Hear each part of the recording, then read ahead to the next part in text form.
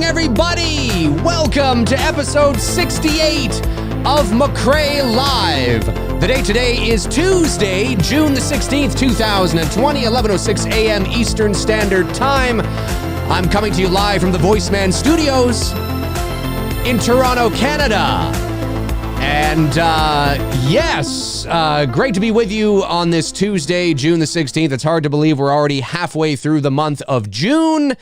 And for those of you maybe that recognize that music, that of course was my intro music for the better part of a year and a half or something like that. Before I started doing more of these live shows, that was my intro. That was, it would essentially, maybe you don't remember it just from that, but maybe you'll remember it from this. It's a fucking shit show. Mood and atmosphere. That was the intro, folks. That was the intro. Edwin A. Sordo says food and atmosphere. That's right. That's right. How y'all doing? So you know what? I wanted to kick off the week light. Sorry I wasn't around on Friday, but I did make a post about it in the community section and on my Facebook page as well. My Many Things Dave McCrae Facebook page. Because Friday was prep day. Last Friday was prep day for the big shoot on Saturday, which of course we were shooting the Indiegogo teaser for It's Me, Billy. And the reason why I, in case you haven't noticed, I've made it a point by calling it the Indiegogo teaser, not just the teaser, but the Indiegogo teaser. Let me see if I can get a little more light on my face here. No. Ooh, there we go. Ooh, look at that. Just a little more light on my face. So I keep calling it the Indiegogo teaser. And the reason why I do that is because I have had people reach out to me who are really excited about It's Me, Billy, which is great. That's what we want. We want you guys to be excited about it because obviously we still need to raise that production budget to make it a reality. And but I've had some people kind of they really haven't said anything that would make me 100% think that they're thinking this way, but maybe I'm just misinterpreting their enthusiasm. And some people are like over the moon excited for this teaser. And I just want people to know that although this is a teaser, it is an Indiegogo teaser. Now, what do I mean by that? Well, it's a teaser specifically designed for the Indiegogo campaign. So it's not a teaser in the sense, well, I mean, it could be a teaser.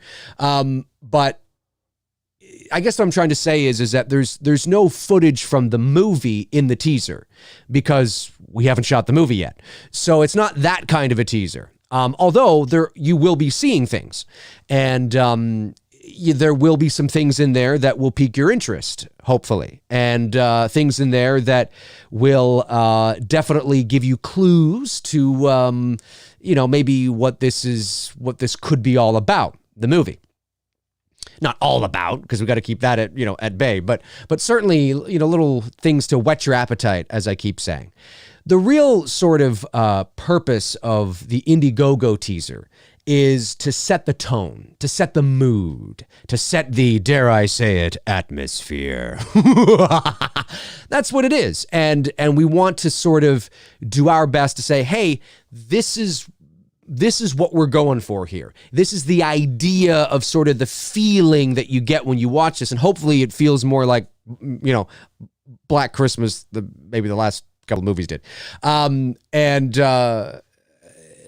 it's sort of like, you know, if we can raise a production budget, you'll get this and then some, you know what I mean? So that's the idea, right? So I just want people to know that, because I guess I've just been sort of garnering the enthusiasm, and I just don't want people to think that you're going to be seeing clips from the movie, you know, because there is no movie yet, folks. The movie will only become a reality if we can raise that production budget. Now, as I've said, we're looking in the ballpark of about 40 to 45,000, which, when you think of it, is actually not that bad.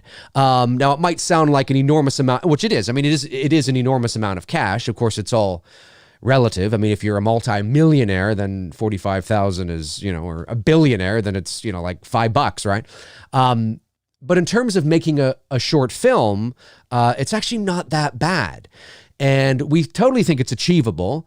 You know, Dylan's New Nightmare essentially achieved that, pretty close to it.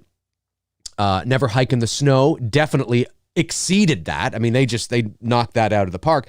But again, as I've been saying on MCRAE Live and on this channel, you know, we do know that we're at a bit of a disadvantage, and that is that Black Christmas isn't the hot IP and property that Friday the 13th, Elm Street, or Halloween is. So we really, you know, we're busting our butts to make this as appealing as possible. That's why I'm talking about it a lot on the channel here. And we need your guys' help as well to spread that word, to talk about it, to maybe there's people you know that might be interested in something like this and helping it out and all that kind of jazz. Saving those little coins that you got. Save that little bit of, you know, petty cash that you know, you might have spent on, I don't know, a pack of gum or something, and, you know, toss it our way. But anyway, but we're excited. And the last couple of days, I've been assembling the Indiegogo teaser together. And I've been essentially putting together an assembly edit. And, you know, it's looking good. It's looking good. And Bruce is supposed to come over to my place here either tomorrow or Thursday, and we're going to go over my assembly edit. The assembly edit is essentially your first edit, right? So you put everything together. I've already begun the sound design on it as well, because I tend to, depending on the scale of the project, I tend to do those things simultaneously. But if in the actual movie, what I'll do is assemble the film first and then do the sound design. But anyway, so I'm doing both simultaneously for the little Indiegogo teaser, and I'm liking the way it looks. It looks it's exactly what you need for an Indiegogo. And so I'm excited to show you guys eventually, and hopefully we'll be able to show you guys. Our goal is in a couple of weeks. In a couple of weeks, we want to launch that campaign. So hopefully by the beginning of July, that's what we're hoping for. But I want to show you a couple of behind-the-scenes photos. We did post a few of these to social media, but not everybody has social media, and not everybody follows me on social media. So let me see here. Let me see. Let's go to trying to get it.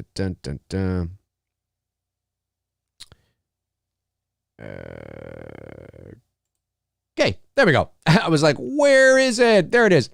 So obviously, you know, we rented the gear from White's, obviously.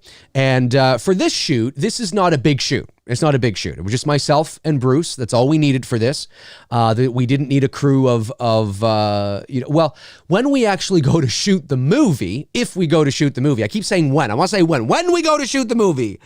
When we go to shoot the movie, we're going to do it. We're going to raise it, baby. We're going to raise it. When we go to shoot the movie, we'll probably have a crew of about, I want to say, cast included, probably close to 20 people. You know what I mean? So that'd be myself, Bruce, the cast, the DP, you know, lighting and grip, maybe a couple of swings, you know, makeup, script supervisor, you know, things like that. I mean, we'll have a crew of probably about close to 20 people. But for this little Indiegogo campaign, teaser trailer, this was something that Bruce and I could do on our own. And so anyway, this is just lighting stands. The two stands in the middle are actually for the dolly, and then you got the little guy on the right over there, and that was it. That's all we needed, because even though we were shooting in different locations within Bruce's place, we were able to sort of maneuver the small equipment that we had, relatively speaking. Of course, it might look, impressive to somebody who's never used this before. But in the big picture of movie making, this is a small scale production. And so we were able to just sort of maneuver the equipment around to the different locations that we needed, which was great. And so this was perfect. And then what else we got going on here? There we go. There's Bruce rocking the camera. We're setting up here. We're not, obviously, because, the light in the background there, as you can see, is not on. We're just sort of getting our focus, getting our framing right, and working on a tracking shot, obviously. That's why you have dollies in movies, whether it's dolly track, whether it's a doorway dolly, which is what we were initially going to get. We were initially going to get a doorway dolly and lay down some dolly track, because we had a few ideas of what we wanted to do in terms of that. But then we came to the conclusion that that might have been overkill for what we needed. And the track is collapsible. You can collapse the track, and you could fit that in mostly everybody's car, depending on how many feet of track you need.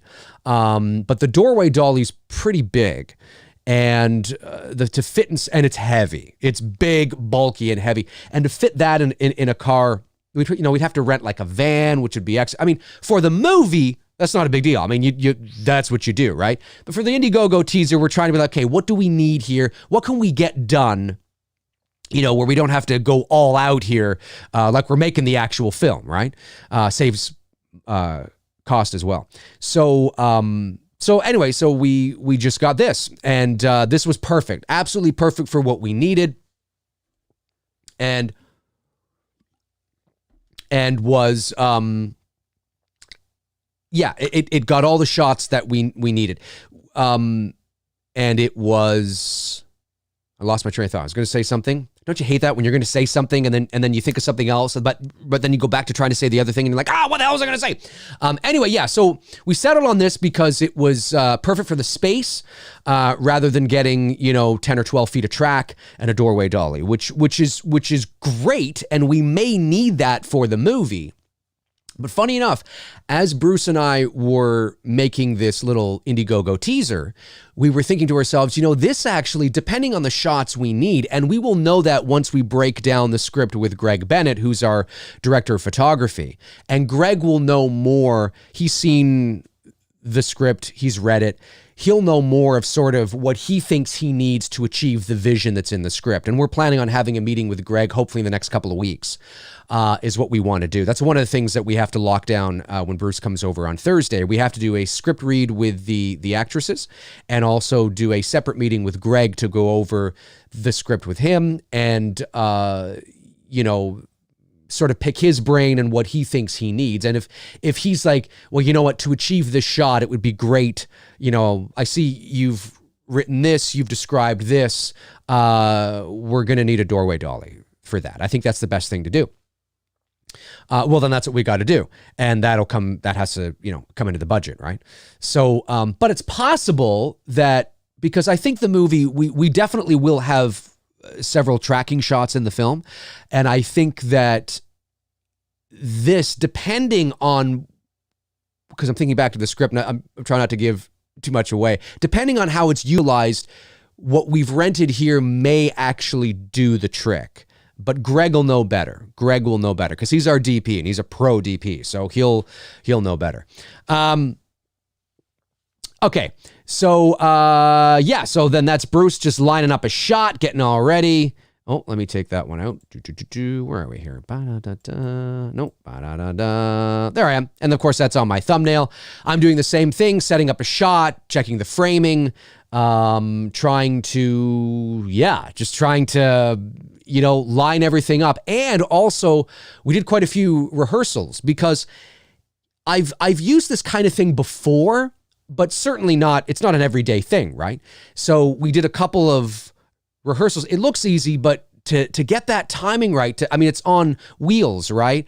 And so as you're going along, it's great. It looks great. Everything's smooth. That's what you want. That's what you need. That's what they go for. This is what you want. You're going along. But to get that timing right and to slow down at the right time or to move along at the same speed, of course, they do have dollies now that are remote control, that you can just hit a button and it will move along at the same speed.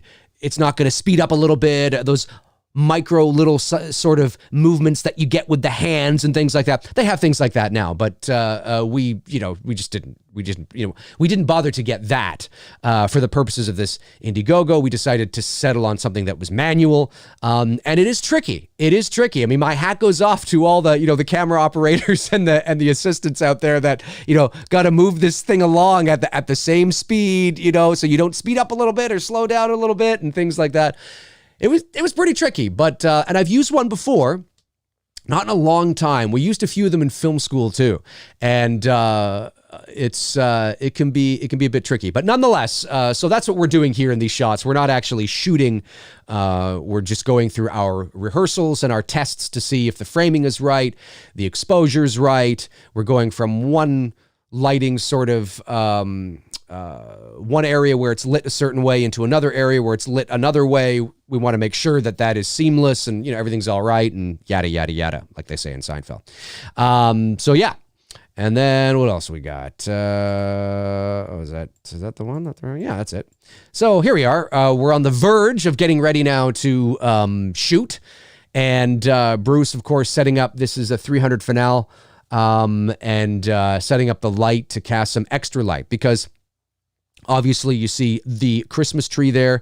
The Christmas tree is not bright enough to light the room, even though when you light, the idea is that the space is maybe lit, perhaps the space is lit by the tree and maybe a lamp, but the tree and the lamp don't give off enough, light to obviously expose the space. So you have to have external lights to just complement the space and set it to the right color temperature and the right exposure on the camera. And of course, this has a dimmer as well, so you can dim it up, dim it down. Yeah, so that's just what we're doing here. We're trying to light the space appropriately and accordingly. And judging by the footage that we see is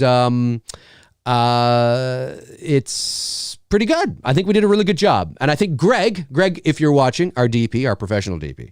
I keep saying that because the guy knows his shit. So it's always like, hey, Greg, is this good, Greg? Is this good? You know what I mean? But I think Greg will be proud. I think so. Anyway, so that's what we did there.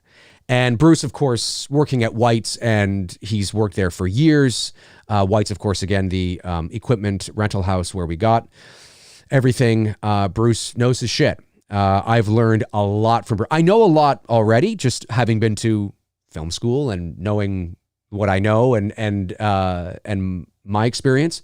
But I cannot emphasize enough how valuable Bruce's experience has been working, neck deep, day to day, 9 to 5, every single day at that level in the film industry, and working on, dealing with a lot of the things that he deals with. His knowledge is incredible. So Bruce, again, man, just awesome. I mean, I've learned so much from him as well. Just awesome shit. So, yeah. So Bruce there in his camouflage camo, black and gray camo pants. Sorry, I got something in my eye here. Don't you hate when that happens? Ugh. You hate when that happens. You're live. You're trying to do something. It's like, oh, what is that? I don't know. Something. Okay. There we go. I'm good, folks. Don't call 911. So yeah. And then what else was the last one? Oh yeah, I took that shot because I just thought it was cool. I just thought it was cool. We were setting up for another tracking shot in a different part of the house, and I just was thought it was cool. And I think that is it. Well, that's not it. That's not all the pictures, but that definitely is all the pictures that I want to show you. We did take some others, of course, but that is all the pictures that I want to show you because I don't want to give too much away. So yeah, so it was a great shoot. We started probably around, I would say, well, I got to Bruce's place about 1 p.m. and then we, got reacquainted, shot the shit for an hour or so, went out, had some lunch, brought it back to his place. We went through the drive-through because things are still not open here. So we went through the drive-through, went back to his place, had some lunch, and then we started setting up probably around, I'd say 2:30 in the afternoon. And then we were ready to shoot. And then we had dinner, of course, around 6:30, 7 o'clock. And then we started to shoot probably around 9:30 is when we started to shoot. And we wrapped about 3:45 in the morning is when we wrapped. And it sounds like a long time, and it is a long time, but it's not a long time, and, we shot, for a crew of 2, it was just myself and Bruce and rearranging, everything to fit what we needed in the space. I think we did a pretty good job. And like I said, looking at the footage and I've begun to piece it together, I think it's looking good. And I think it's the perfect Indiegogo teaser. Now maybe I'm a bit biased, but certainly if it was, I'm also my own worst critic. I'm extremely picky when it comes to certain things. So if it was ass, I'd probably tell you that. I'd be like, yeah, we thought we had it, but we just didn't. We're just going to have to rent everything again, and we're just going to have to do it again. Like I'd have no issue saying that because I'm my own worst critic. And there's a lot of things I do that people will be like, I don't know, Dave, I don't really like that. And I'll be like, yeah, no, I get it. Nah, you're right, man. I should have done this, or, you look at something, you're like, if only I should have done that. You know what I mean? So I am pleased, very pleased with what we were able to achieve, and whatnot. So this is fun. So we had a good time, and we're hoping to shoot the Indiegogo teaser. Like I said, launch the Indiegogo teaser, hopefully in the next couple of weeks. Certainly by the 1st of July is our goal because we want it to launch pretty simultaneously with the campaign. Like maybe we launch the teaser. Well, no, we do. We do want to launch it with the campaign because at the end of the teaser, of course, and this is not a spoiler, this is just what these teasers are all about, right? At the end of the teaser, it's like, now on Indiegogo, you know what I mean? Or, support us now on Indiegogo.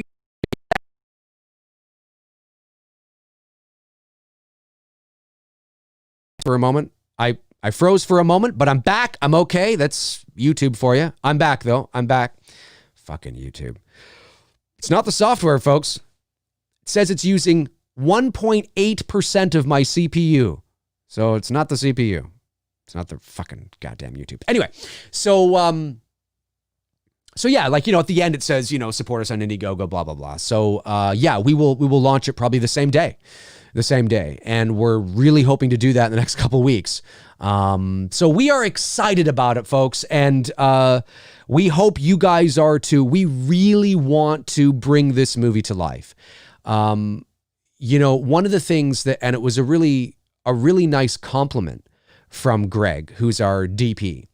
And I met Greg, like I said, just a couple of months ago when we took him out to dinner.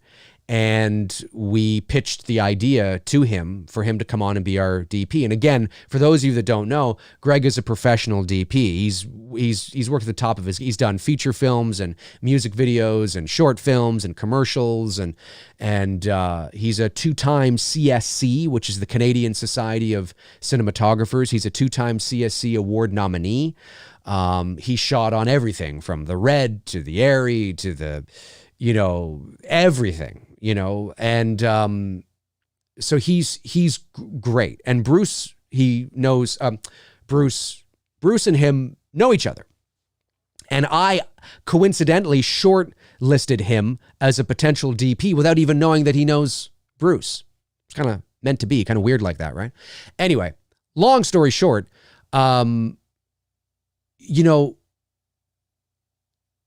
it's the kind of thing where when you are, it's like, Edwin Hayes sort of says Dave might be the next Kubrick. I don't know about that. I don't know about that. I'm starting late. No, it's one of the things that Greg said during our Zoom meeting last week, because we had a meeting with Greg and the cast, the main sort of cast. One of the things that he said, one of the reasons why he said yes, and this is his words, not mine, I'm paraphrasing, but this is what he said.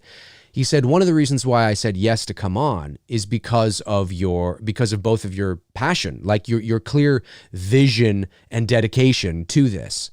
The way you were able to, articulate everything, spell it out, like you clearly, like you're ready to go. Like you just need the production budget, and you've got this. And he said that. And it wasn't prompted. Nobody prompted him to say it. He just, as we were going around and introducing ourselves, sort of in now a formal thing, right? We've all talked on the phone, but now that we're all sort of in a room together, so to speak, we were all kind of just doing formal introductions. And during this formal introduction, he said this, and it meant a lot because it's true. We have been as prepared as we possibly can in this phase of the development / almost pre-production. Pre-production doesn't start until you have the money, but certainly in this late development.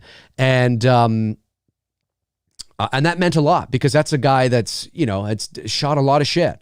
And he says, I've worked with a lot of, production houses and independent filmmakers, and not every independent filmmaker is prepared. Not everybody is, crosses their T's and dots their I's. Not everybody has that natural passion. And he would know. I mean, he's been a DP for over 20 years. I mean, he's been doing a lot, and that meant a lot. That meant a lot. And you could tell that he wasn't just saying it. Like you could tell because if he didn't feel that way, A, he wouldn't have come on board. And B, if he was kind of like, I'll see how this goes, he just wouldn't have said anything. He just would have been like, hey, I'm Greg, I've done this, I've done that, and happy to be on board. You know what I mean? But he went that extra mile to say that, unprompted, and so that meant a lot. And that really is, it felt almost like validation, because we really are really excited about this, and we're approaching everything as if we have the money, like that's the mind frame. Like we're thinking about this and we're thinking about that, we're thinking about this, we're thinking about that, because we're hoping that that passion and that dedication and that commitment translates over to you guys as well, and to anybody who's watching this who is maybe a Black Christmas fan, or maybe you were sort of a little turned off by the 2006 sequel and its remake last year. Or maybe you liked the 2006 sequel, but you saw the remake and you were like, I don't know. Or maybe you liked both movies. Maybe you liked the 2006 sequel and you really liked the remake, but you were like, you know what? It would have been kind of cool to see Billy back, And maybe you're kind of like, well, like me, the Black Christmas film doesn't need a sequel. And it doesn't. It's one of the greatest endings in horror. I mean, it is a great ending. But maybe you're like, but what if? What would have happened next? I wonder. Of course, if you listen to Bob Clark, it's almost pretty much like John Carpenter's Halloween. But certainly, if you're thinking about all those things too, we want to deliver it. We want to give it to you guys, and but like I said, it's we know that the IP is not one that's extraordinarily popular. So, and depending on how you look at it, the 2019 film didn't really do us any favors, or maybe it did do us favors. Who knows? So that was great. Like we really are, and the actors are so excited. They are genuinely excited to do this, and of course, the pandemic has, like everybody, whether you're Dylan's New Nightmare or Never Hike in the Snow or a major Hollywood studio film, the industry shut down, and, we can't do anything because everything's shut down. And certainly it's put a cramp in everybody's style, and we're just sort of rolling with the punches, and the momentum has been lost. Definitely momentum has been lost, because this teaser and this Indiegogo campaign was supposed to be up in March. It would be done by now. If it was successful, it'd be done by now. But of course, it's delayed us by about 2.5, 3 months. And so that momentum, definitely people feel a loss in that. But with things slowly beginning to open up here, we're really hoping we can gain that momentum back and continue to push forward and get it going. And like I've said, I mean, like any Indiegogo campaign, and ours is no exception, there will be different tiers and different incentives and perks for those tiers. So there's always, the really, really cheap tier and the really, really, really, really expensive tiers. But that's what an Indiegogo campaign is. You have different tiers and incentives for each. And there's a few things on there that I think you guys will find cool. Like, there's all sort of the standard stuff, but there's a few things that are specific to my channel as well, which I think are kind of fun. And but we'll see. I mean, it's just the moment of truth is coming soon. The summer will be a very big indicator of whether or not we'll be able to do it, but hopefully we will. And like I said, it's between 40 to 45,000 is what we're aiming. Somebody asked me the other day, what happens if you make, or if you raise 37? Well, 37's pretty close.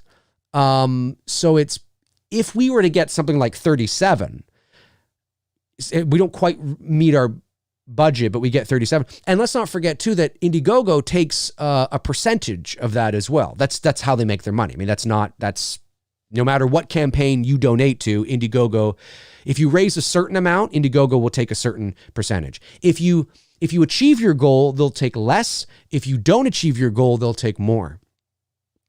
Pretty mean, isn't it? But hey, that's the reality. I don't make the rules, man. So we have to factor that in as well. And, but we're really hoping that, if we can get close, then will the movie still be able to, will we still be able to make the movie? Maybe, if we can get close, But if we're looking to raise 45,000 and we only raise $5,000, it's not going to happen. You can't make a $45,000 movie on a $5,000 budget. You just can't do it. And so people know, because this is very, very important, because not everybody knows this. The number that we've come up with, if you are doing it right, if you are taking this as seriously as possible. Oh, what happened to my light here? Oh, there we go. Oh, this is my battery. My battery's dead. I guess it didn't charge the way I thought it did. Yeah, it's going to die in a minute. Oh, well. I don't know. Did this one charge? Let's see. Oh, yeah, it looks like that one charged. That's too bad. My battery's going to die in a second, I think. Oh, that sucks. Well, that's all right. That's all right. What are you going to do? It happens. I guess I didn't have it plugged in as firmly as I thought I did. Anyway, so when you're breaking down the budget, it's important, when you're doing it seriously, these numbers are not arbitrarily, we don't come up with these numbers arbitrarily. So what do you think you're going to need to make this movie? I don't know. Let's see if we can get 40 grand. Maybe some people do that, but if you're, that's not how it works. You know what I mean? If you're working in Hollywood, they don't say, so what do you think you need to make this movie? 100 mil. All right, there you go. No, they break it down. They do up production budgets and they break down what they need. How much is this going to cost? How much is that going to cost? They're going to factor reshoots into that. They're going to do this, do that, do this. And they break it down. And then they come up with, either an exact number. It's usually probably a ballpark within it's okay. We need this much, right? And here's why, and here's everything that it's going to cost. And it's me, Billy, and I know that Dylan's New Nightmare was the same. Never Hike Alone and In the Snow, definitely the same. Because we are independent filmmakers, but we are we're professional independent filmmakers, and we're taking this very seriously. And so just so people know is that we didn't just arbitrarily throw out a number. We broke the budget down. How much is this going to cost? How much is it going to cost to rent this? How much is it going to cost to rent this for a week? How much is it going to put these people up for a week? How much is it going to, we need this and we need that and we need that location, and to factor in insurance as well. And we have to factor in, the rental vans, and we have to factor in this and food and craft services. And I mean, there's a lot. And when you're shooting, we estimate that it'll probably take us about 6 or 7 days to shoot. And that's a lot, and it's not cheap renting equipment for a week. And there's also insurance on top of that. So, it's, I just want people to know that they're not arbitrarily, tossed out there. That's all I mean. It's just not arbitrarily done. But certainly, our fingers are crossed that we can do it, and hopefully we'll be able to do it. This will be my first dive deep into making a movie at this level. I've made, little shorts on my own and things like that. Some are good, some are not, some are most of them are experimental. I'm just trying to experiment with a lot of things and that kind of stuff. But this is the first time that I'm like, okay, no, let's really do this. Let's really do this. You know what I'm saying? And that's why we're going about it the way we are, and we're trying to get the people on board that we have, because we want to deliver the best possible product to you guys, and we want you guys to be a part of it. We want you guys. I mean, you help, you donate, and then in turn, we do our job and deliver something that not only Black Christmas fans can be proud of, but horror fans can be proud of, and independent filmmakers can be proud of, and filmmakers can be just something people can look at and watch and go, now that's Black Christmas. This was a lot of fun. This was really well done. We want to deliver that to you guys. So hopefully we'll be able to do it. Our fingers are crossed that we will be able to do it. And we'll see. But I appreciate your support and your enthusiasm, and people that have reached out to me and said, that they're going to support and that they're excited and all that kind of jazz. I really appreciate that so much, guys. It does mean a lot. It does mean a lot. So anyway, let's go over to the chat room and see what you guys are talking about. Let me see. I don't think I missed any super chats. No, none came in. That's always good that I didn't miss any. And let's see what you guys are saying. If you have any questions about It's Me, Billy, if you have any questions about, fan films, filmmaking, into the Indiegogo teaser shoot that we just did this past weekend, or anything you guys want to talk about, please let me know, and let's talk about it. Let's see what you guys are saying. It's great to see Mother Mayhem here, and DMT Infinity, Manhammer AR-15 is here as well. He says, I'm glad to help support your Willie, Dave. That deserves a little, let's see here. There you go. Well, we really appreciate it, man. We really appreciate it. Edwin A. Sordo says, you guys shooting on 16 millimeter for the movie? That would be awesome. No, what we would like to shoot on, ideally, shooting on, first of all, shooting on film is really expensive. And that would be, it's just expensive. So no, the film will be shot digitally, but if we can raise the budget, what we want to do is we want to either shoot it, either the Red, but more than likely the Arri or the Arri Alexa. Now the Alexa is an older version of the Arri right now, but they shot the Avengers on the Arri Alexa. So that's what we'd like to shoot on. And Greg, of course, can shoot on it. He knows how to do it. So now that's going to cost more. But if we can raise the budget, then we'll probably be able to do it. And that's ideally, we'd like to shoot it on that. That's what we'd like to shoot it on. But again, it all comes down to whether we'll be able to raise the production budget or not. So we will see. But shooting on 16 millimeter film, I mean, that would be cool, but shooting on film is expensive. And then you got to worry about film stock. And yeah, it's just, no, I don't think so. I mean, 35 would be great, but that's what the ARRI does. I mean, it's, but anyway. Let me see. David Cameron says, are you going to have a live stream Q&A panel with the cast? I don't know about a Q&A panel. Yeah, no, we definitely, oh, I see what you're saying. Okay, no, I was thinking of something else. In short, yes, we are definitely going to have Victoria, Malika, and Shelby at the very least on here. Our Billy, who has yet to be cast, by the way. Billy has not been cast yet. We have ideas for Billy. But those three ladies, definitely. And I asked them if they would be willing, and they said, yes, absolutely. When, I don't know, probably when the campaign launches.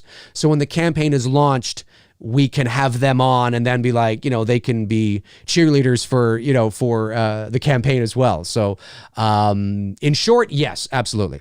Robert Thidoff says, Dave, if someone donates to your project, will they receive an IMDb credit? If they donate as an executive producer or as a producer, yes. But of course, those are high tiers, so you have to take that into consideration as well. They're not the lower tiers. The lower tiers, no. But if you donate to and we have let's say I have to look again, 2 or 3 executive producer credits, and they're not cheap. But that's not, that's standard, when it comes to something like this. But if somebody had deep pockets and was suddenly like, yeah, here you go, here, I'm doing it, man. I'm all in, baby. I'm all in, holy shit. All right. Yes, absolutely. And I think we have I got to look again. I have an associate producer as well, which is a bit lower. But yes, so any of the producer tiers, yes, but just a tier, just like a tier where you get, a poster or something like that. No.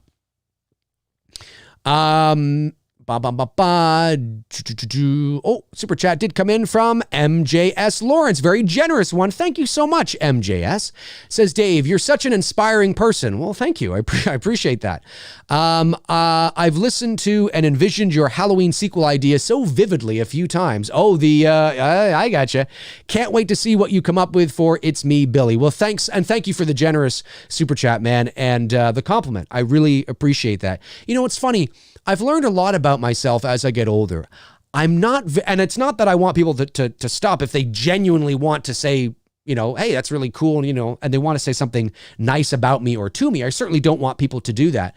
But I've learned a lot about myself as I've gotten older that I always feel strange getting compliments. And I think it's because I appreciate them very much. I mean, who doesn't, right? But and I don't say this to insinuate that the people giving the compliment think that I am, but I don't do this for compliments. I do it because I'm genuinely passionate about the material or the topic or the subject or whatever the case is, right? So when somebody says something nice, which I don't want people to stop doing if they genuinely feel that way, I'm always like, oh, thanks a lot. Yeah, but it's always like, I don't know how to take it. You know what I mean? It's kind of like, oh, that's kind of nice because I'm just all about I'm just so in the zone, I'm going crazy. It's not like I leave this show or I leave a MCRAE Live or a Two Dudes or a voiceover session or whatever and walk away from something going, gee, that sucks. Nobody complimented me today. Like, I don't even think about it. I'm just rambling, doing my thing. You know what I mean? But I never noticed that until I started to, become an adult and things were, I was like, this is kind of weird. It's kind of strange, It's probably why I'm not a very good schmoozer. And admittedly, I'm not a very good Now, I could be. Oh, I have all the tools to schmooze it up with the best of them. No issues there. But there's something about schmoozing that is very, well, it is. I mean, it's fake. And having been to a few Hollywood I mean, mostly in voiceover, to be fair, but having been to the Voice Arts Awards at Warner Brothers a few times, and I'm not knocking anybody who's been to the Voice Arts Awards or has been to Hollywood parties who does, the schmooze thing, and I'm not knocking it. I mean, there are benefits to it. There are benefits to schmoozing. You can make connections, you can, 100%. But I've always been sort of like, I've always been sort of that person that, I'm just there. I'm just there. I'm there for the work, man. I'm just, you know what I mean? And like, and when I see people going, hey, how are you? Like I remember the very first time, one of my very first voiceover auditions. So this is going back nearly 20 years ago. And I went into so it was an audition. And at that time, the internet was, for all intents and purposes, still in its infancy. Now, I mean, not quite, but it was, this is like 2001 or 2, right?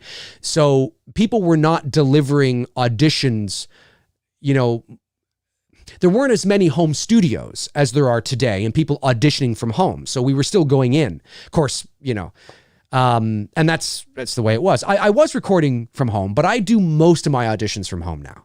And I rarely go to an in-studio audition. I still do from time to time if it's something major that I'm like, oh, dude, I got to go down to that. Anyway, long story short. So it was one of my first in-studio auditions. I walk in, I sit there, and these other VO actors clearly know each other. And they're sitting there and they're like, so yeah, they have those, kind of those voices, and they're like, hey, what's going on? So, yeah, I know what you mean. So, what have you done? Well, I just finished a Coke commercial and just finished doing that. Yeah, I know what you mean. Yeah, well, I was talking to my manager the other day and I'm just sitting there as like a 22-year-old newbie, right? I'm sitting there and I'm like, and maybe that's what turned me off. It's so fake. It was just so, like, and I just go in and I can't remember if I booked the audition or not. I have no idea. But, and again, I'm not knocking schmoozing. I'm not knocking schmoozing, whether it's at auditions or at after parties or whatever, because there is value to it. There is. And I've partaked in some schmoozing, but I always walk away I always find myself, I can never get lost in the schmoozing. I'm always have one foot outside, just kind of observing this and being really fascinated with how this works. It's so interesting. Like, yeah, it's hard to explain, but just like it's just so interesting, and it's clicky. It's very like people who know each other, and you got to kind of break in there and shit and, and stuff. And you got to walk in and they're all like, oh, who's this new guy? It's just funny. It's just funny. So, but I appreciate the compliment, man. I really do. Thank you very much. It's so funny. Let me see here. Alexander Dirksen says, who will play Billy in your fan film? Well, we don't know yet. We have not cast Billy yet. We are in the process of casting Billy, and we are looking at several different people and several different options. But yes, when Billy is cast, you may or may not know about it. We haven't made up our mind on on how to approach that with marketing yet, because we do want Billy to remain the enigma that very much like he is. So we're not quite sure, but we are in that process now. We are in that process now. Let me see. Blu-ray Addict says, hey, Dave, I have a cool idea for a special feature for the Blu-ray for It's Me, Billy.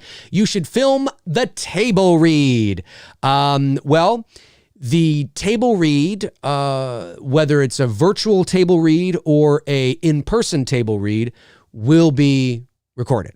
Will be recorded. Yes, it will be recorded. So not to worry there, my man. Not to worry there. Ideally, we'd love to do it in person, and we might be able to do that. I'll have to talk to Bruce later this week, because like I said, he's supposed to be coming over later this week. So I'll have to talk to him later this week, because it's so funny. Like here in the province of Ontario, Toronto and the GTA, which is the Greater Toronto Area, is still in phase 1. But the rest of the province is moving into phase 2. So that means restaurants are beginning to open up, albeit at a limited capacity, mostly patio, type of thing. Malls are beginning to open up, but not in Toronto or the GTA where we all live. So we're kind of just like, Jesus, we can't because of course it's the highest concentration of population in the province. I mean, in Toronto and the GTA and the GTHA, which is the Greater Toronto Hamilton, like down to like in this whole sort of horseshoe area, there's like got to be like 9, 10 million people. I mean, it's the highest concentration. So they're really taking it slow in this area. But if you travel outside of the GTA, like up north or east or whatever, they're already moving into phase 2. So anyway, yeah. So we are, but yes, whether it's virtual or in person, table read will be recorded. Let's see here. Mother Mayhem says, compliments make me feel awkward. Yeah, I guess that's the word, isn't it? Mother Mayhem. I guess it's sort of, I wouldn't say awkward. I guess it's just kind of, for me, I mean, for you, I could say, but for me, it's kind of like I just, it's just sort of, I mean, I appreciate it. Who doesn't appreciate it? Oh, that's very nice. Thank you so, and I'm always gracious and say, well, thank you so much. I really appreciate it. That means a lot, which it does. But I guess I get so lost in what I'm doing that I'm not doing it for that. I'm not looking for anybody's approval, right? I'm not doing this to seek approval. I mean, if I was, I'd be curtailing my channel to fit what you guys want to see. And I don't do that. I talk about what I want to talk about. And if you want to tune in, great. If you don't, well, that's okay. You know what I mean? So yeah, I guess it would be different if I was always worried. Like if I was like, how you are, when you're a kid, right? When you're trying to fit in and things like that. And I guess if I was always worried about fitting in and seeking approval, then maybe I would be thinking about it more all the time, but it usually always catches me off guard because I'm just there doing my thing. So, and that sometimes is the best compliment because it's really organic. You know what I mean? It comes out of nowhere, which is really cool. Jason Nike says compliments are nice to hear. Definitely. Oh, 100%. Could not agree more with that for sure. Let me see here. Super chat did come in from Oliver Mercer. Thanks very much, buddy. Says, hey Dave, with the Indiegogo campaign, could you have still laughed it way back then and raised it? You mean launched it? Could you still have launched it way back then and raised it, but keep the money on the side so you could be ready for when COVID lifts? Oh, 100%. Oh, 100%. Yeah, absolutely. I'd have to talk to Cecil or Vince and find out once the money is raised, how long it takes for Indiegogo to transfer the money into your account. Because obviously it's not instantaneous. I mean, Indiegogo's got to take their cut. They got to make sure everything's okay, everything's legal, everything's fine, everything okay, but that might take a week or two. I have no idea.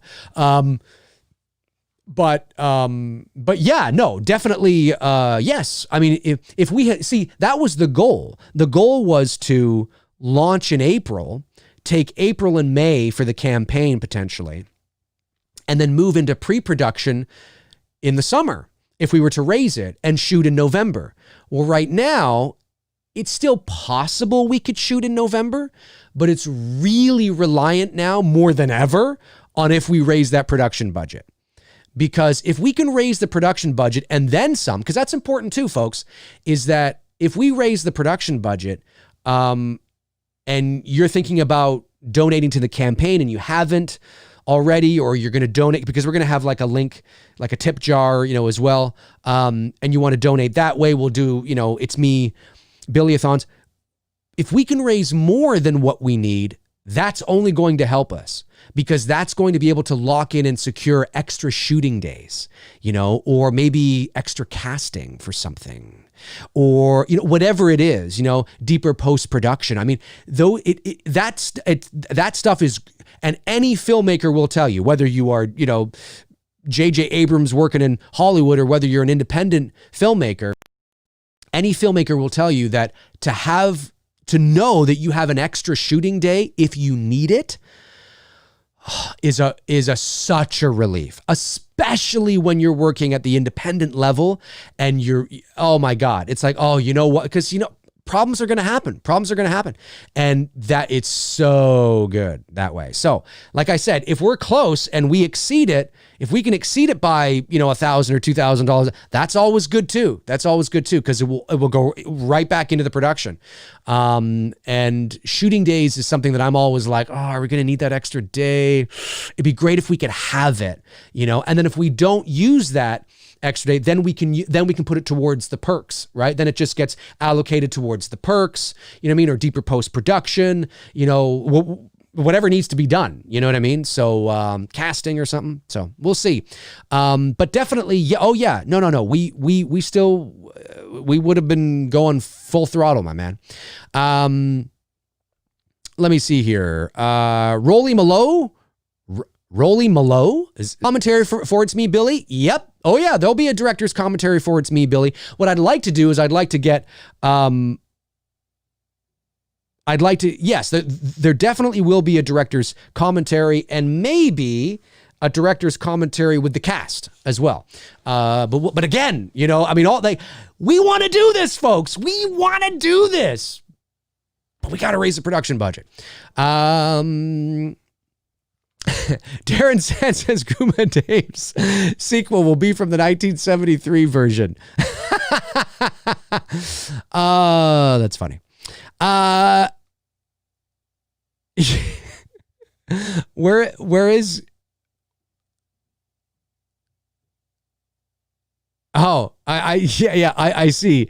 Cuba, I have heard of. 74, I believe, actually is the movie. Yes. Who is Billy?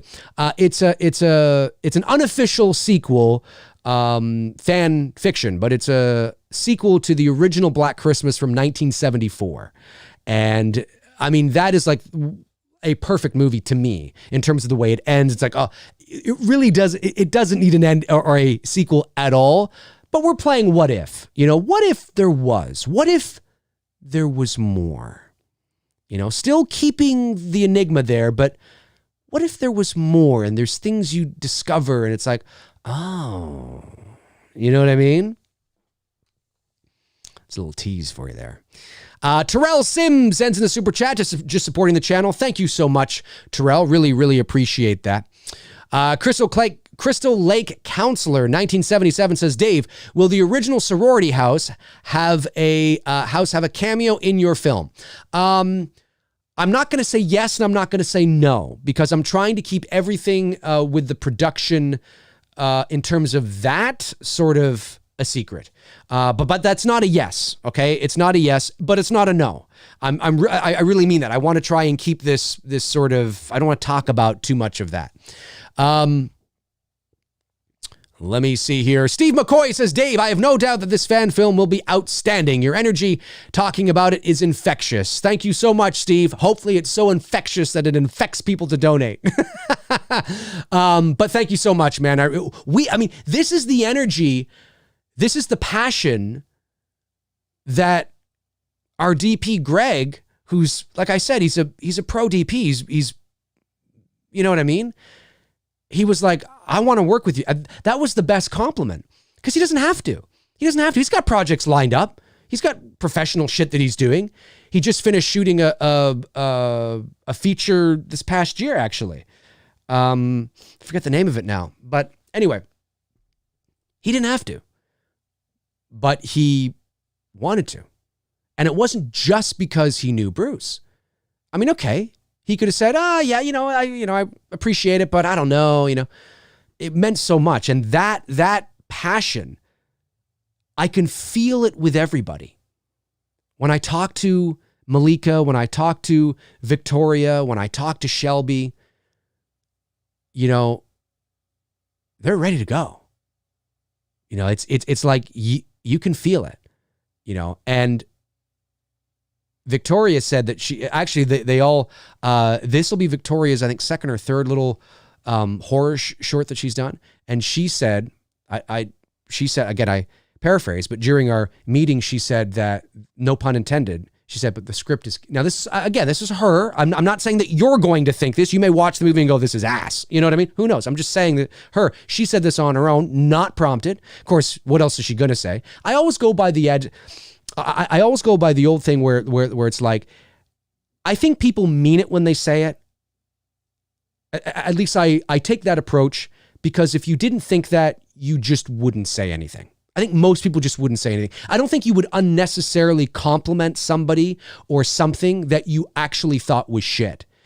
At least that's how I approach things. If I think that something you've done is garbage, I wouldn't say it's great, it's amazing. I would critique it in a certain way that is constructive but polite and professional. But I certainly wouldn't say it's fucking amazing. Do you know what I mean? Because I just wouldn't. And I think most people would kind of be like that.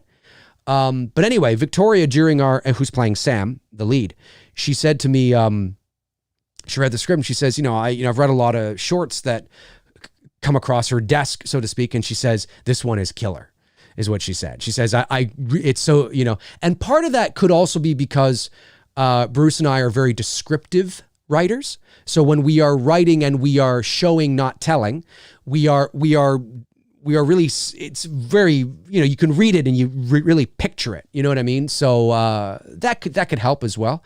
But I'm glad she thought so, because she's our lead. So if the lead doesn't like the script, then this is a problem. But we'll find out more when we actually do a script read, the table read, which we're hopefully going to do in the next week or two. We're going to get down to the nitty gritty as well. And we're going to be open to ideas as well, because the three ladies have read it and they might have some ideas for their characters. And if it's something that these are the kind of directors that Bruce and I are, is that if it's something that doesn't change the fundamental fabric of the movie, I think she should say this and go off over here. Well, it's like, yeah, no, that's not going to happen. But if there's something that Shelby or Malika or Victoria, they're reading and they're like, oh, and there's an idea that they have for their character, or something that maybe they, how about she says this, but that too, or something, we're open to hearing that. Because a good idea is a good idea. And as long as it doesn't deviate from the whole thing, like now, no, you know what? Why didn't she go, instead of going upstairs, she goes downstairs and then she goes over here and then she goes up there. And it's like, well, no. But so I'm really curious to get all their thoughts and any ideas they might have, which is really cool. So yeah, I really appreciate that, man. We're really excited. Everybody's excited. Chris Haim sends a super chat and says, Dave, my man, cannot fucking wait for It's Me, Billy. Keep up the good work. Thank you very much, Chris. Really appreciate it. Really, really appreciate it. Terrell Sims sends in a super chat and says, you and Bruce seem to have so much brotherly chemistry. Hope to see more of you two together soon. Definitely. Bruce he's my main bro, man. I've known him since he was 12 years old. I've known him for, nearly 28 years. It'll be 28 years this September, because we met in September of 1992. And the thing that's so great about, and we don't agree on everything. I mean, sometimes people will ask me, do we butt heads? Yeah, we do, but we don't butt heads in a like angrily way. We butt heads in that passionate sort of it'd be like, I don't know, man, I really think we need to do this. And he might be like, well, yeah, no, I get that. But, you got to think about this. And, it's two creatives, because people have to remember too, that Bruce is an artist as well. He has a degree in film and he went to school for film and for visual art. He drew up the storyboards for our teaser. He's trained that way. And so his ideas are, dare I say it, sometimes fucking amazing, and sometimes I got to be like, yeah, that's good. And because our person, he's just as fun and crazy as me, but he's more, his strengths. This is one thing I notice about him. And I don't know if I've ever told him this. I probably have over the years. His strengths help to uplift my weaknesses and vice versa. And I think that's why we work well. Because he'll be like, Dave, now remember, you got to think of the such and such. And I'm like, you're right. Because I'm just getting too into it or something, right? And then Bruce might be doing something where he's, it's like, yeah, but then I'm like, yeah, but Bruce, remember, I don't think we need that because this, and this, and this. And he's like, you're right. And I find that we tend to kind of have that. But we've been making movies, like we made home movies on high 8mm camcorders and on big VHS camcorders. We made movies called Secret Agents, They're Coming. It was an alien invasion film.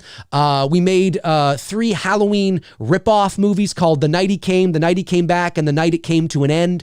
And they're on VHS somewhere. I got to digitize those things and put them up on my channel because I think you guys will find them awesome. There is definitely a brotherly chemistry that's there. And when you have a best friend who you've known for, over half my life, well over half my life,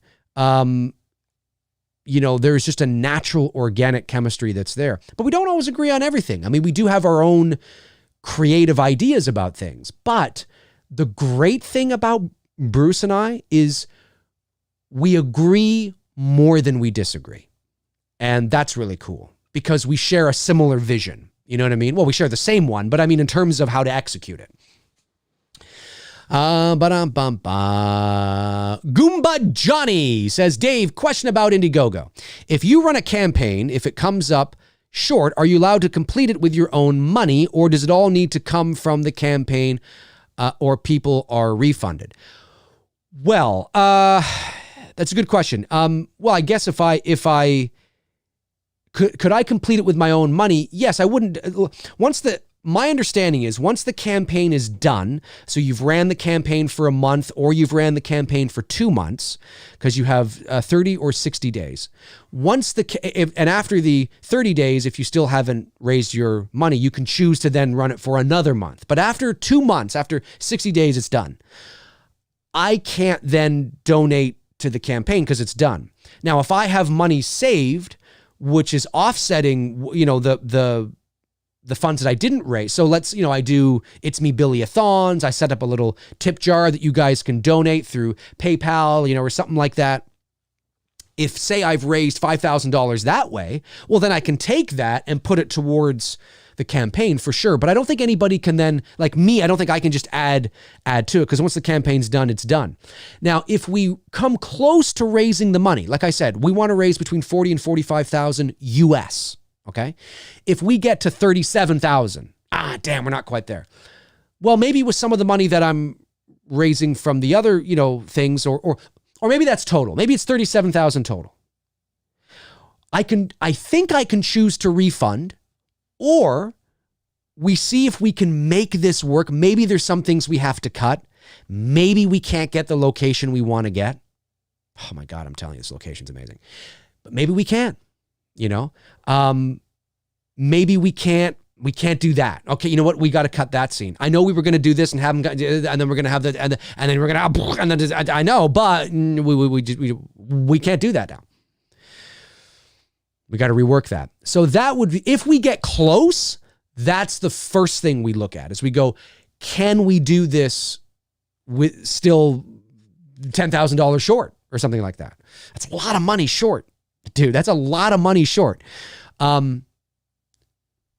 If we can't, then we either make the decision to, maybe we take 5 or 6 pages from the movie or from the script and shoot that as a concept to hopefully show people and raise the rest of the money to try and make the rest of the movie. That's an option as well. Or we scale it back. We say, you know what? This is what we wanted It's Me, Billy to be. Unfortunately, we can't do that. So there's going to be a whole rework of the script. Instead of it being a 23-page script, it's now a 10-page script. So we can shoot it. We don't want to do that because we have something that's really cool, and hopefully we'll be able to raise the money. But those are our options. Or if we are all or nothing, we're like, hey, we're all in this or we're not, then I think there is the option there just to refund everybody. And of course, I'll look into that process as well. But that option is there for sure. It is there for sure. Let me see here. Stuart Johnson sends in a super chat. Thank you very much, Stuart. Says, what if you get more money than you're asking for? Well, that's always great. Like I said about 10 minutes ago, we do have what are called stretch goals. And that will be there on the campaign. And a stretch goal is it shows you what you need to achieve this vision.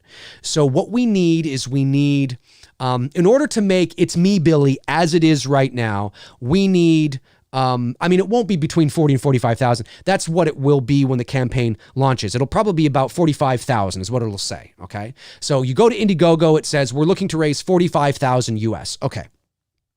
Well, if we raise 45,000 US, that's great. And like I said a few moments ago, the stretch goal is we need 45,000 to achieve this. But let's say we raise 60,000 US, right? $15,000 more. What does that mean? Well, that means then we can put that towards extra shooting days. We can put it towards extra. So maybe we were going to have to shoot on Canon's high-end cinema camera, their Canon C300 or something like that, which is great. I mean, there's nothing wrong with that. It's a Super 35 millimeter sensor. That's what we shot the Indiegogo teaser on, was one of Canon's cinema cameras, which is perfect for an Indiegogo teaser. Like it's going to look great. It's going to look great. But when we want to shoot the movie, maybe if we raise that little extra, we're like, and to be fair, if we raise the 45,000, it's still possible we may be able to do this. I'm just saying that if we raise a little more, we can say, hey, you know what? We were going to shoot on this, but now we can go rent the Arri Alexa, or now we can go rent, the Mini, or, what, and now we can take it up even further. Because renting something like an Arri, Alexa will probably, like a camera package, it's going to be like $1,000 a day. I mean, that's how much it costs. Even the location we want to shoot at is about $1,500 a day. A day. Now, that might be negotiable when we actually get the opportunity to break that down with the individual, but that's what it costs.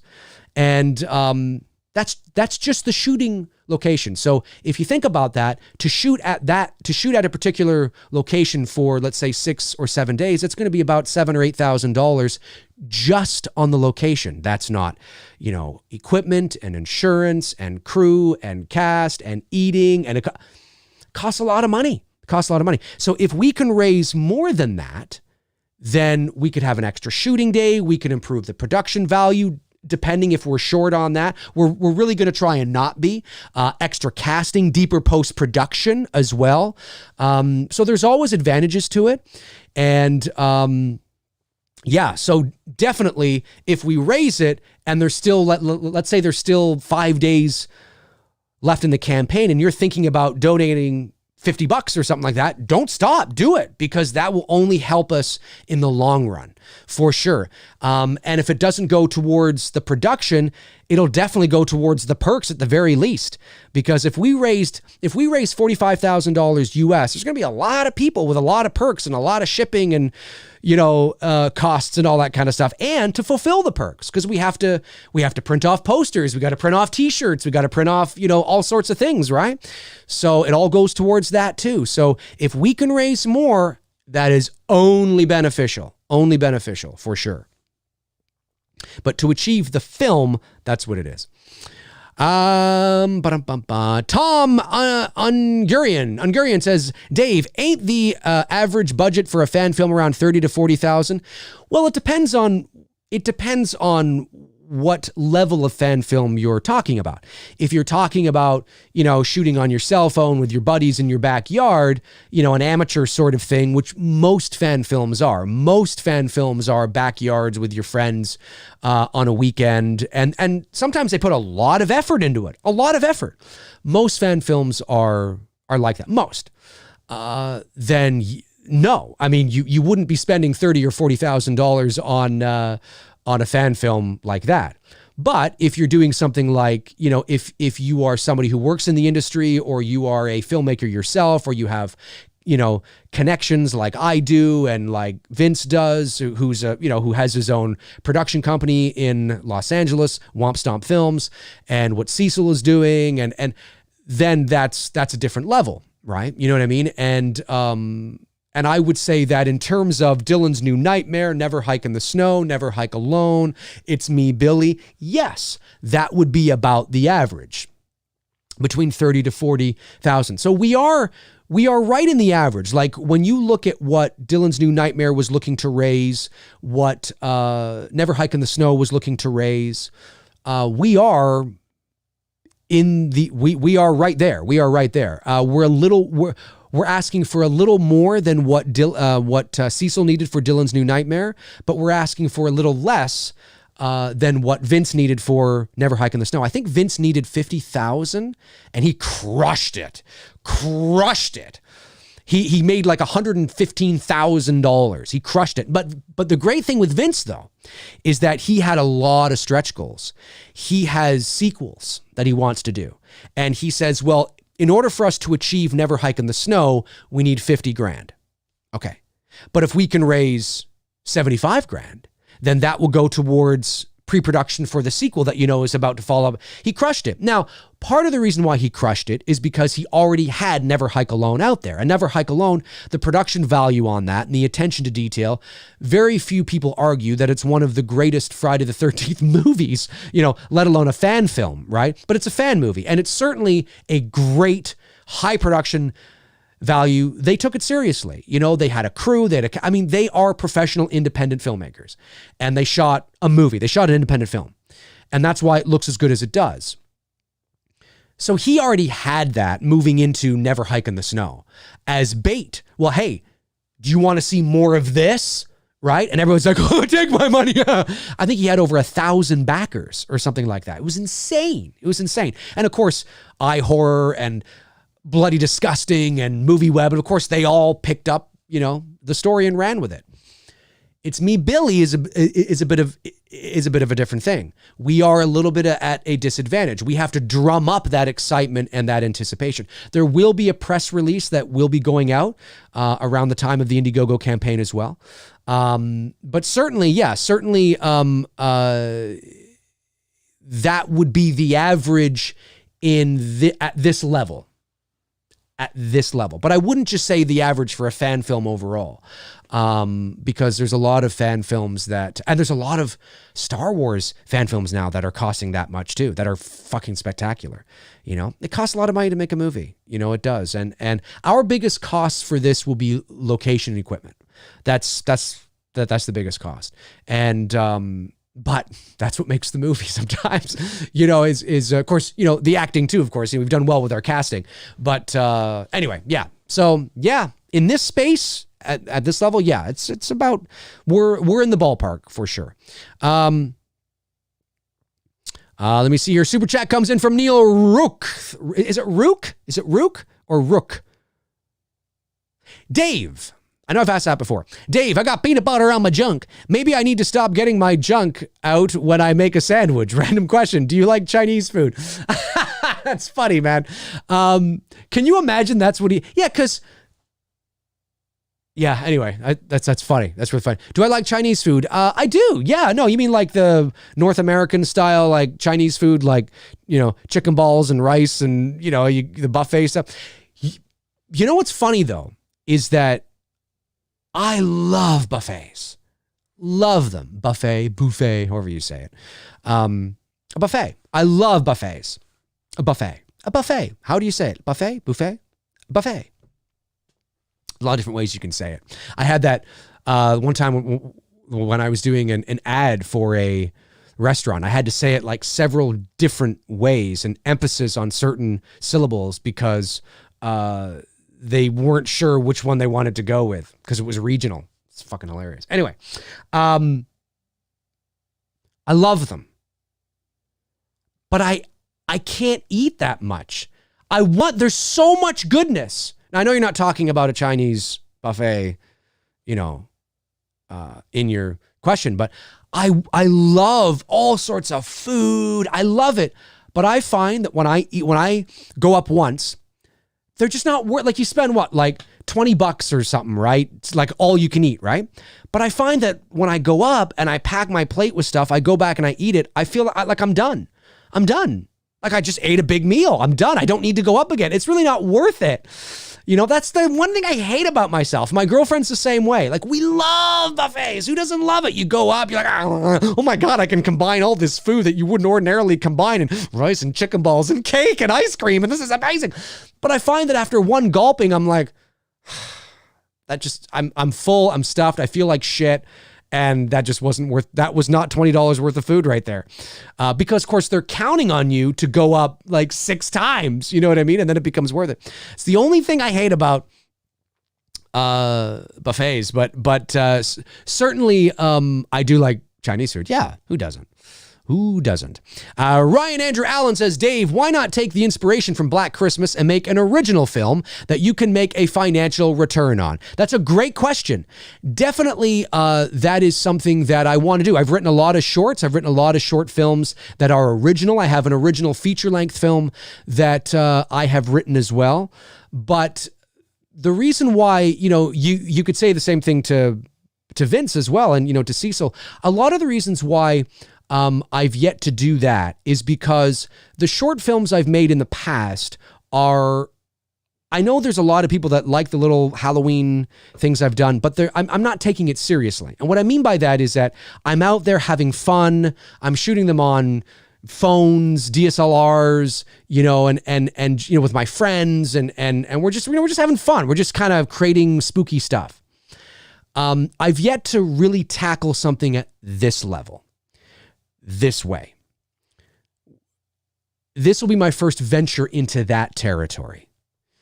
And so I want to be able to cut my teeth on something that is fun to do, that is a tribute to one of the most famous Canadian movies of all time, because it's a Canadian film shot here in Toronto, the original Black Christmas, and use this as a portfolio piece to then help get production companies and maybe studios interested in potentially something original. I can then sell something original and make money off of it.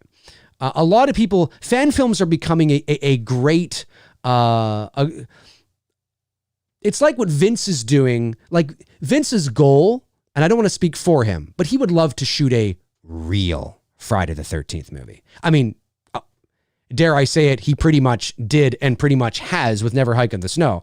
I haven't seen anything yet, but the things he tells me is, you guys are going to be amazed. He pretty much has. But he's using that, and again, I don't want to speak for him, but he's sort of using it to say, hey, look, and fan films, if they're done well and they're done right, they can really get the attention of a lot of people. And original films are absolutely, you have to do original films to show what you can do with an original idea, with an original piece, right? You have to show that. But fan films are a great way as your first venture into this level to sort of get people excited about your potential for something original. And because it's harder to produce something, especially in this day and age, it's harder to produce something original when the competition is so fierce. And we want to be able to shoot this as a tribute film and to gain that attention. You know what I mean? And now, could we do it the other way as well? We could. It's just a little more difficult. And this was an idea that was fun and that we wanted to do. And there's a romanticism around it. We're Canadian. We're filmmakers in Toronto. The original Black Christmas is Canadian, had mostly a Canadian cast, shot in Toronto. Margot Kidder's Canadian, right? So it was one of those things where we just wanted to tip our hat to the original, to one of the most famous Canadian films ever made. And maybe that'll help us out. It's a great question though. And don't worry, I have a lot of original stuff sitting in a folder that I want to make 100%. All right, we'll go for, let's see here. We're going for an hour and 23 minutes. Let's go for a little bit longer here. I don't think I missed any super chats. No, I did not, which is good. Let me see here. Ryan Andrew Allen says, do you feel any guilt for piggybacking off of a known property? He says, I say that with the all due respect. No, not at all. I don't, because, again, for the reasons that I explained. I think there's an opportunity here to make a Black Christmas film sequel that honors the original, because that's something that hasn't been done. I think if Black Christmas was a successful franchise, and it's not, nobody, and again, I'm not saying that there aren't fans of the 2019 film and not fans of the 2006 movie. There are. But the general consensus is that the 2006 movie does everything opposite of what the 1974 film did. And look, I get it that, we live in a time where people want more gratuitous violence, more explanations, more answers for things. I understand that. But it pretty much undresses what the original did.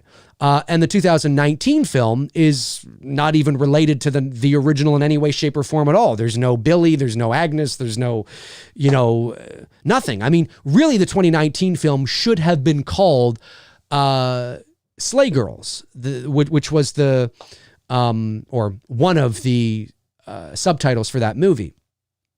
I think I think they did themselves a disservice calling it Black Christmas. It was rushed into production. It definitely has a political slant to it. There's no doubt about it. That's evident in the opening quote of the movie. And I think because of the climate we live in, they did themselves a disservice. I think if they had just called the movie Sleigh Girls, and people would have drawn their own conclusions on the parallels. Oh, it's kind of like Black Christmas. Sorority house takes place at Christmas time. But I think you would have given yourself a better opportunity to let it stand on its own. Right now, it didn't do well because of that. So Black Christmas as a franchise is 0 for 2. The general consensus is. And I think people who are big fans of the original, like myself, agree that it doesn't need a sequel. That's the whole point, is that it's that's the end of the movie. It's, oh my God, he's still there. Oh my God, they thought it was Peter. What the fuck? Oh my God, right? That is the point. You're not supposed to know. But what if? What if there was a little something more? Just a little something more. What if? How would it go down? And Hollywood is yet to deliver something that honors, I believe, the integrity of the original film. And so we see an opportunity here. Not only is there a void that there's really no Black Christmas fan films at all, and we understand that. It's not a hot IP, right? People say, again, why don't you do Halloween again? Well, because it's saturated. Everybody and their fucking uncle is doing a Halloween fan film. Why not do Black Christmas, where there's a hole, there's a void? And we're hoping it's the fan film you didn't know you wanted. It's the fan film you didn't know you needed.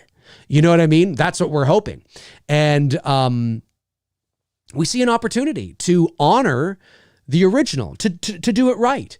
And for people to go, holy shit, now that's what we're hoping, right?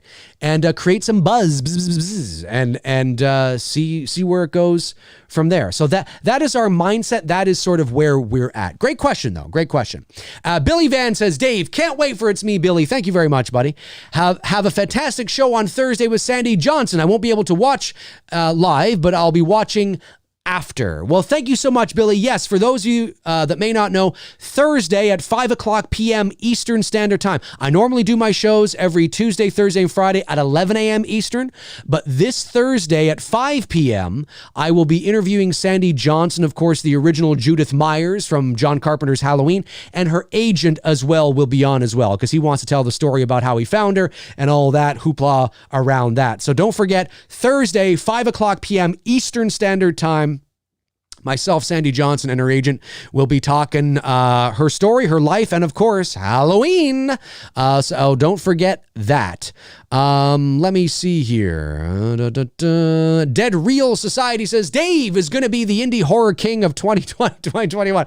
I don't know about that. Can't wait to see the movie, buddy. Gonna have to send 1,000 copies of It's Me, Billy to Blumhouse to show them a real Black Christmas movie. Maybe they're watching this right now going, okay, we'll see how this goes. We'll see how this goes. And maybe they'll reach out to me and go, hey, let's do that, but officially. I'd be like, hey, as long as I get to direct it with my buddy Bruce, and you know what? I might even bring hey, if I can do this with this core cast, let's do it. Because I wouldn't want to leave anybody in the dust. No. We're going to cast this. No. Let's cast these people. Let's do it. Bring everybody over, and then just extend it. Write a feature length around it. Which, there's ideas. We have ideas. Danita Brown says, question, Dave. I've gone on Facebook and checked it out myself, but I was wondering, why don't you promote and post on your Port Robinson Road page? Great question. Well, the reason primarily for that is because Port Robinson Road, for those of you that don't know, is the major feature-length script that I have written. And it's been in development hell for, the better part of 20 years. It's based on a true story of my second year of college. It's a supernatural thriller drama, really. It's sophisticated. So it's not a horror movie. It's not a slasher film. It's a thriller drama, I guess. Supernatural thing. It's just been in development hell, and it's something that there hasn't been a lot of movement on it for quite some time. I would like there to be more movement on it. I really would. But that's a movie that is going to cost a lot more to make. It's a feature length film, probably cost $1 million, $1.5 million at the least. But it's something that I definitely want to do. So I have been posting on the Port Robinson Road page because there really hasn't been any new news about it. But definitely it is a project I really want to do. It's a personal project of mine. I am emotionally attached to it, which can be good and not good in other areas. But definitely that is something, that's why. There's just not a lot of movement right now, but it's not dead. The project's not dead. It's just on a very low simmer, hopefully waiting for its time. Because if there's one feature-length movie I ever make, if somebody said to me, you could only make one feature-length movie in your entire life, this would be it, and it's original. Terrell Sim says, if it's me, Billy doesn't make you squirm, then there's something wrong. I get it. Yeah, I get that. That's good. It's a play off of the subtitle to the original Black Christmas. I love that. Very, very cool. Duke Fleet says, Dave, have you decided what the perks will be? Oh, absolutely. The Indiegogo campaign is essentially done.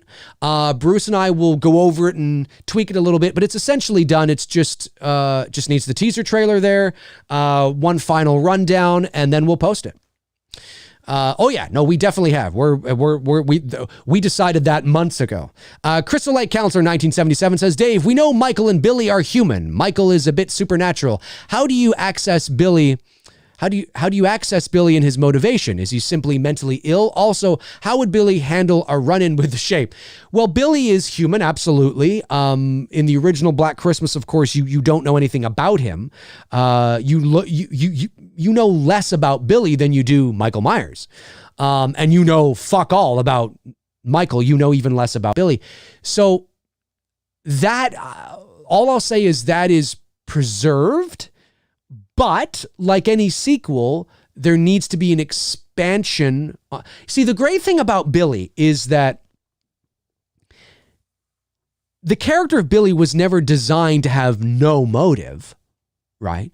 There was never a literal supernatural interpretation to Billy. Clearly, when you watch the original film and you listen to the things that he's saying and you watch the movie, this is some sort of schizophrenic, mentally ill, there's a sexual, clearly it's going down that route. Not necessarily supernatural, the there, not there, that supernatural edge that Michael Myers had. So there's actually a lot more wiggle room to play with Billy, keeping the enigma of him there, but still showing a little more information that lets you paint more of a picture, but it doesn't ruin anything. That's the advantage we have with Billy. And naturally, moving into a sequel, you want to do that. You want to open a few more doors without exposing too much. And you can do that with Billy because that's how the character's designed. But you don't have to show everything either, right? You can still keep things at bay, which I kind of like about that. All right, we'll go for another 7 minutes. We'll take this thing to 12:45. Where were you here? A bit supernatural. How do you access? Yes, that's kind of how I do it. Is he simply mentally ill? I think he is mentally ill. I don't think there's anything supernatural about Billy at all. I've never watched the original Black Christmas ever in my life and thought that there was a supernatural element to Billy. I've never thought that. So I don't think there is one. I think I think the mentally ill aspect of this person is just downright scary enough. Because he's unhinged. Like you don't know what's possible, you know. I mean, if there is a supernatural element to Billy, it might be that, like, when you hear him on the phone, it sounds like it might be his schizophrenic side. Because when you hear him on the phone, because obviously they had 2 or 3 people playing Billy on the phone, right? They had the main guy, which, you know, he famously said, I stood on my head, and, you know, he's a Canadian Italian, I believe. You had him. But Bob Clark was also some of the things you heard as well, the director of the movie. And I think you had somebody else in there too. So they wanted to create this confusion, how is that possible? Like how is it possible that this could be the same person, right? So that, I think, that's the most supernatural,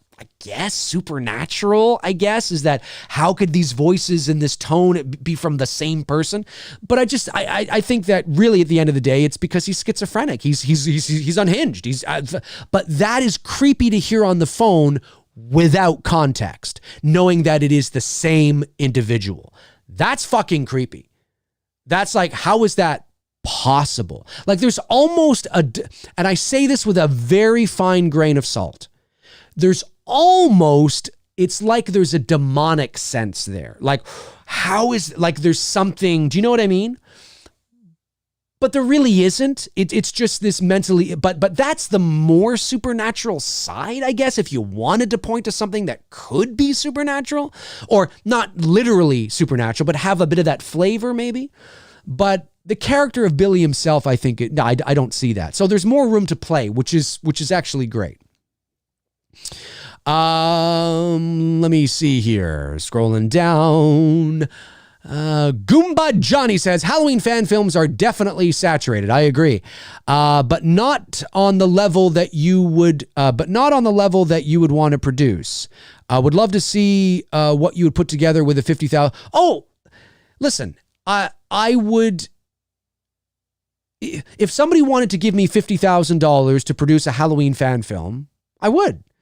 But I just, I've spent a lot of time in the Halloween fan film space, most of it, very experimental and shooting little amateur things and, things like that, shooting little scenes and moments and of course the Halloween the Night He Came Back cost us $5,000 to make. And that, that was, there's a lot of things in there I would have done differently. I'm proud of there's a lot of things in there. There's scenes in there I'm very proud of even to this day. But the point of that movie was just to do something bigger than I've done before in terms of Halloween fan films and showcase what I think Halloween should be. Because this was 2 years before, there were no Halloween movies. And I just think it should go back to this kind of flavor and vibe.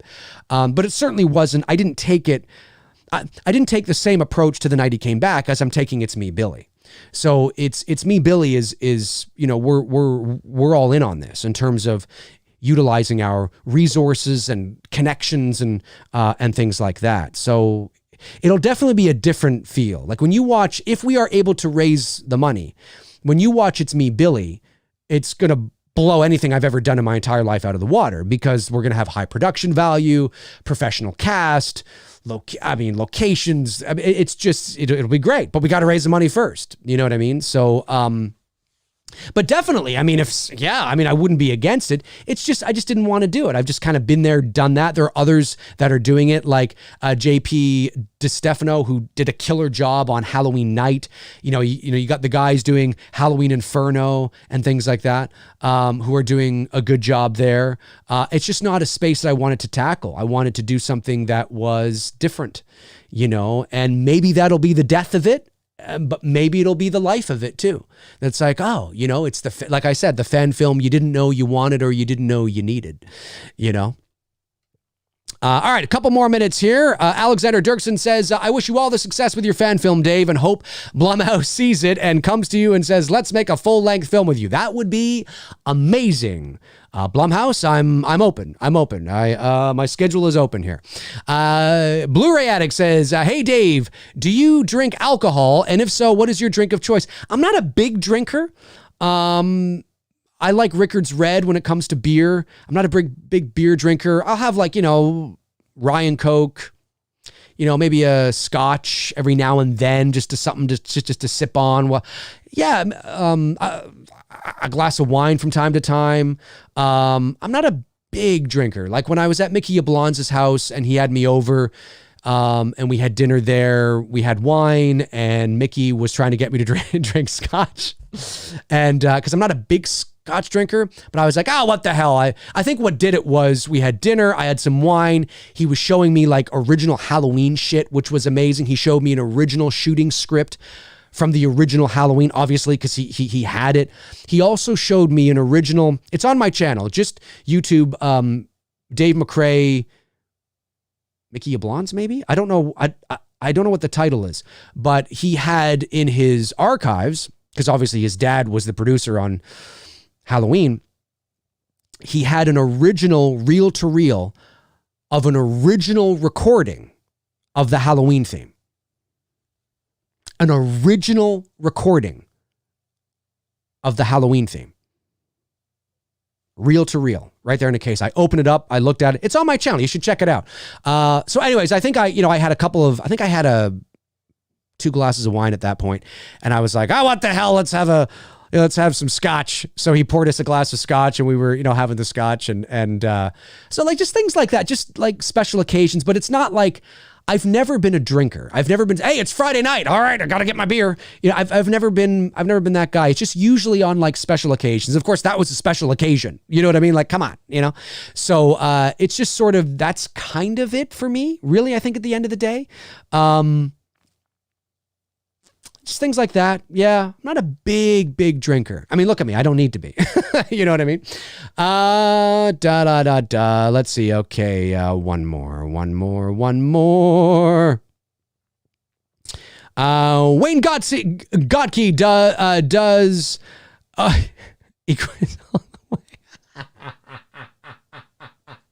really? Well, how do you say that? Equiz all the way? Equiz? Phonetically spell it out for me. See, this is the voice actor. When I see words, I'm like, oh, wait a minute. Is the S silent? I'm instant. I just go into like sounding things out. It's how it works with me, man. It's how it works with me. Edwin A. Sordo says, Dave, are you going to transfer the US dollars into Canadian dollars once the campaign is done? Yes. Well, yes. You see, the 45,000 is about 60,000 Canadian. But the budget was broken down in what we need because we're shooting, casting, renting, everything is here in Canada. So it's about 60,000 Canadian, but that would be about 45,000 US. And since most of my donors, like most of my viewers are from the US, like about 80% of my viewers are from the US. So most of the donations are going to be in US dollars. And so that's why you hear me say that, about 45,000 US. So you guys are like, oh, okay. You know what I mean? So yeah, but definitely it automatically gets transferred into Canadian dollars. So like if I was to shoot it there in the States, that's what it would cost, 45,000. But if you were to shoot it here in Canada, it costs 60,000 because obviously the exchange in our dollars, right? The Canadian dollar, I think is, I don't know what it is now. I think it's like 72 cents to the US dollar or something like that. Gary Rangel says, wasn't Mickey Yablons one of the bullies? He was Richie. He was Richie in Halloween. He was the one that runs into Michael and, by the schoolyard there, and he runs into Michael and he's like, oh, and then he takes off. Yeah. that was him. Robert Andrew Paul says, hey, Dave, hope you're having a good morning. Hope you are too, buddy. Thank you very much for the super chat. All right, folks, that's going to do it for me on episode 68 of MCRAE Live. I want to thank my moderators, Frank Riker, Tabitha Short, Jason Nike, and Darren Sands. Seriously, guys, thank you for doing what you do. It makes doing the show a lot easier. You guys are amazing. Thank you to the super chats, of course. I really appreciate it. Thank you to the non-super chats as well. Appreciate you guys just tuning in and being part of the fam and doing what we do here on the show. And I will be back Thursday, but not at 11, at 5 p.m. Eastern Standard Time with my guest, Sandy Johnson, the original Judith Myers from the original Halloween, and her agent will be joining me. That is episode 69 of MCRAE Live on Thursday, 5 p.m. Eastern Standard Time. So in the meantime and in between time, I will talk to you guys soon. You guys are amazing. And yeah, alrighty. Cheers.